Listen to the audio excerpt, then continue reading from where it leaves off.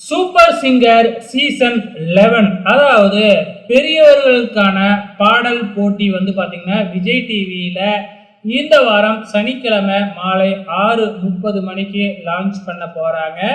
வழக்கம் போல இல்லாம கொஞ்சம் வித்தியாசமா இருக்கணும் அப்படிங்கிறதுக்காக வந்து பாத்தீங்கன்னா 4 டீமா பிரிச்சிருக்கிறாங்க. ஸோ அது என்ன டீம் அப்படிங்கிறது நம்ம ஆல்ரெடி ப்ரோமோவில் பார்த்துருப்போம்.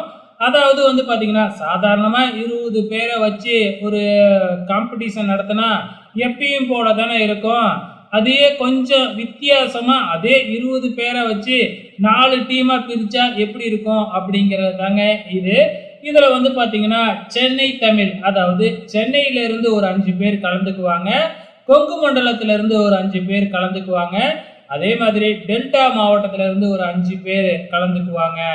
அது மட்டும் இல்லாமல் வெளிநாடு இலங்கை, அதுக்கப்புறம் தமிழ் எங்கெல்லாம் இருக்கோ அங்கேருந்துலாம் யார் வேணுமானும் கலந்துக்கலாம் அப்படிங்கிற மாதிரி எங்கும் தமிழ் அப்படிங்கிறதுல ஒரு 5 பேர், ஆக மொத்தத்தில் 20 பேர் வந்து பார்த்தீங்கன்னா பார்ட்டிசிபேட் பண்ண போகிறாங்க.